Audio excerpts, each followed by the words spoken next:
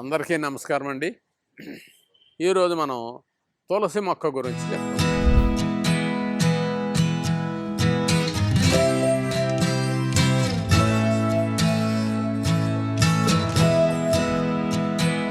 తులసిని భారతీయులు అతి ప్రాచీనమైనటువంటి గ్రంథాల్లో ఉన్న లెక్కల ప్రకారం ఇది అద్భుతమైనటువంటి ఔషధ మూలికగా వాళ్ళు గుర్తించి వాడుకున్నారని, తులసి అనేది ఒక దేవతతో సమానమని అన్ని రకాల వయసుల వారికి అలాగే అన్ని రకాల జబ్బులకి, అలాగే కాలంలో వచ్చే మార్పులు సహా అన్ని కాలాల్లోనూ, ఎండాకాలం కానివ్వండి, వర్షకాలం కానివ్వండి, మంచు కాలం కానివ్వండి, ఏ కాలంలోనైనా అన్ని కాలాల్లోనూ కూడా, అన్ని ఋతువుల్లోనూ 6 ఋతువుల్లోనూ కూడా చాలా గొప్పగా ఉపయోగపడే మందు మొక్క ఇది అని చెప్పి ప్రతివారు ఇంటిలో వేసుకుని పెంచుకునేటటువంటి గొప్ప ఆలోచనని ఋషీశ్వరులు తేగలిగారు.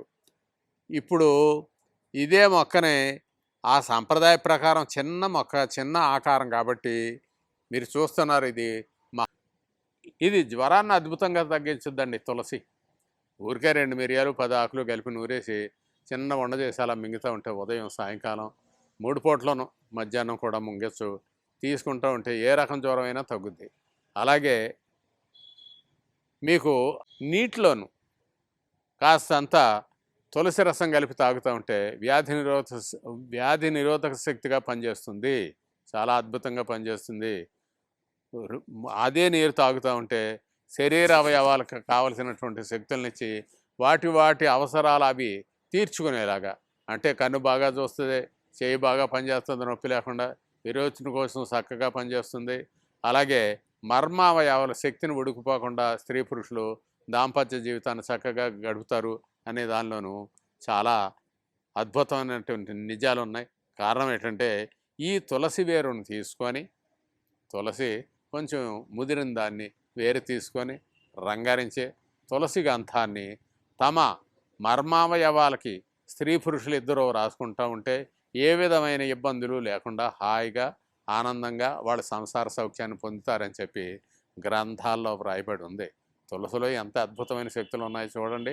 అలాగే ఈ లేత చూడండి, ఎన్నులు ఉంటాయి. ఈ ఎన్నుల్ని నూరేసి బెల్లం కానీ, పటిక బెల్లం కానీ, లేకపోతే తేనె కానీ ఇలాంటి వాటిలో కలిపి తింటూ ఉంటే కడుపులో ఇబ్బందులు కానీ, గొంతులో ఇబ్బందులు కానీ, మంట కానీ, నొప్పి కానీ, ఇంకోటి కానీ ఉండవు. అవి బయటికి పోతాయి, హాయిగా ఉంటుంది. ఇక తులసి గింజలు ఉన్నాయి చూశారు, తులసి గింజలు తీసుకుని నీటితో గుజ్జు చేసి తలకు రాసుకుంటూ ఉంటే జుట్టు అందంగా పెరుగుద్ది. జుట్టు వ్యాధులు ఏమీ ఉండవు. ఇప్పుడే ఒక అబ్బాయిని చూసాను, జుట్టు వ్యాధి శుభ్రంగా పేనుకొరుకులాగా ప్యాచీలు అయిపోయినాయి శుభ్రంగా. ఆ ప్యాచీలు లాంటివి తగ్గిపోతాయి, ఇవి చేసుకుంటూ ఉండొచ్చు అని చెప్పి మనకి గ్రంథాల్లో ఉంది. తులసి గురించి ఎంత చెప్పినా తక్కువ. ఆసియా ఖండంలో ఉష్ణ దేశాల్లో అన్ని చోట్ల కూడా తులసి పెరుగుద్ది. తులసిలో దాదాపు 18 రకాల తులసులు ఉన్నాయి. ఈ తులసిల్ని ఏ విధంగా అయినా వాడుకోవచ్చు, ఔషధంగా వాడుకోవచ్చు. అలాగే కొన్ని ఆహారాలతో కలిపి కూడా తీసుకోవచ్చు కొద్దిగాను. అలా చేసుకున్నట్లయితే చాలా లబ్ధి పొందొచ్చని తెలియజేస్తూ, తులసిని తప్పకుండా ప్రతి వారు కూడా ఆరాధించటం, అంటే శ్రద్ధగా పెంచుకోవడం, ఇంటిలో ఉంచుకోవడం అమెరికా దేశాల్లో కూడా చేస్తున్నారు. ఇప్పుడు తాణికాయ గురించి చెప్పుకుందాం. తాణికాయ అనేది కూడా రెండింటికి సరసనే ఉంటుంది. చిన్న కాయ మాత్రం ఉంటుంది. తాడికాయ అని కొందరంటే, తాణికాయ అని కొందరంటారు. దీన్ని కషాయం కాసి తాగుతూ ఉంటే బాగా చలవ చేస్తుంది. తాణికాయలు మనకు బజార్లో చాలా ఎక్కువగానే దొరుకుతాయండి, ఇబ్బంది లేదు. ఆయుర్వేదం షాపుల్లో అమ్ముతారు. శరీరంపై మాలిన పుళ్ళు ఉంటే పసుపు కలిపి నూరి ఆ కాయ పెచ్చులను తీసి శుభ్రంగా నూరి కడతా ఉంటే శుభ్రంగా తగ్గిపోతాయి. ఎంతకాలానికి ఎన్ని మందులు వేసినా తగ్గిన పుళ్ళుకి అద్భుతంగా పనిచేస్తుంది అది. షుగర్ వ్యాధి వల్ల వచ్చే అనేక ఇతర వ్యాధులు అనగా కంటి జబ్బు, శరీరంపై పుండ్లు, విరోచనం, మందం, కడుపులో గ్యాసు, కడుపు బిగబట్టడం వగైరాలకు అన్నిటికీ తాణికాయ చక్కని మందు. ఎలాగ చేసుకున్నా అద్భుతంగా కషాయంగా తాగుతూ ఉంటే చాలు, బాగా తగ్గుద్ది. మానన పుండు ఉందనుకోండి, అలా కషాయం కాస్త తాగుతూ ఆ పెచ్చులను మెత్తగా నూరేసి పైన పట్టేసుకుంటే చాలు, ఆ పుండు మీద పట్టేస్తే సులువుగా తగ్గుతాయి.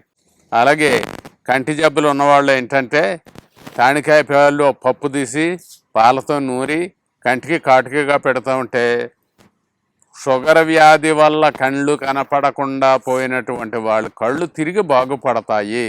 అంతకంటే అద్భుతం ఏం కావాలండి? అదే అన్ని రకాల ఆపరేషన్ చేస్తుందో ఏం చేస్తుందో ఏ డాక్టర్కే తెలియనటువంటి పరమ రహస్యాలను అన్నింటినీ చేస్తూ ఉంటుంది.